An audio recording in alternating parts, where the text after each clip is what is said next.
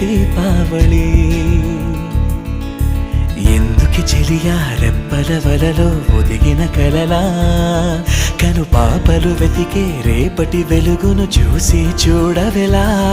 నయనం హృదయం నీవే నీవై సమయం వెనుకే చేసా